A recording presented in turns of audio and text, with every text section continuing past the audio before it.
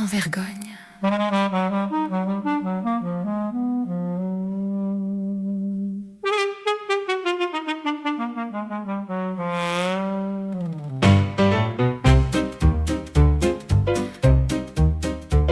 Avant qu'on les attaque, Ormuz était ouvert et on pouvait y voir circuler les tankers. Sans aucune entrave ni tout autre danger, le pétrole pouvait à loisir s'écouler. Quelle ironie!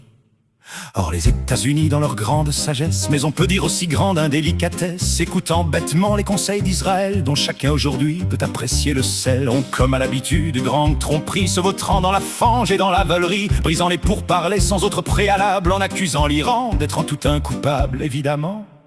Ont comme ils savent faire lancer sur ce pays tant de bombes, de missiles en un charmant tapis, oubliant que l'Iran était depuis des siècles en matière de tapis, sans conteste pas ses maîtres.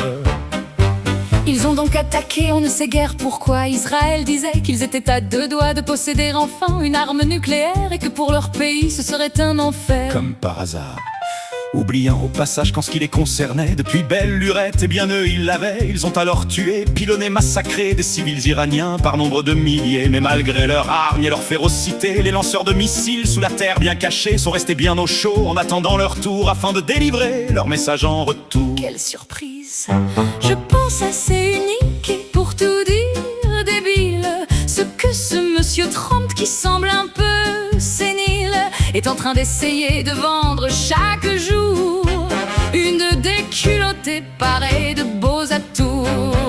Qui pourrait, il espère, passer pour la victoire car il n'a pas le choix. S'il devenait des choix, oubliant que c'est lui qui est à l'origine de cet imbroglio, de cette pantomime. Il essaie en vain sans arrêt d'obtenir ce qu'il avait sans peine avant de le détruire.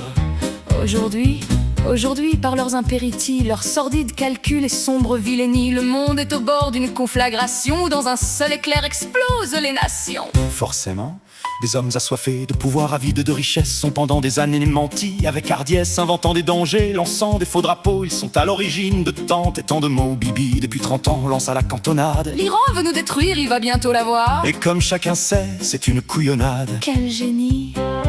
Il prend l'inspiration dans de très vieux grimoires, essayant d'y puiser les justifications qui pourront le laver des nombreuses exactions dont lui, son peuple et son armée seront à jamais entachés. Je pense assez unique et pour tout dire débile, ce que ce monsieur Trump qui semble un peu sénile est en train d'essayer de vendre chaque jour une déculottée parée de beaux atours. Qui pourrait, il espère, passer pour la victoire car il n'a pas de choix. S'il ne veut pas déchoir, oubliant que c'est lui qui est à l'origine de cet imbroglio, de cette pantomime. Il essaie en vain sans arrêt d'obtenir ce qu'il avait sans peine avant de le détruire. Quelle victoire! Comme cela serait drôle s'il y avait tant de morts et tant de pauvres gens dans un bien triste sort. On pourrait se gausser de ces projets débiles, de toutes ces attaques qu'ils ont pensées faciles. Bien sûr, mais leur sombre bêtise et leur immense ego a devant leur conscience étendu un rideau. Non, on ne peut plus feindre longtemps l'indifférence, ne peut plus ignorer les souffrances. Devant ces génocides, il nous faut réagir, chassons tous ces tyrans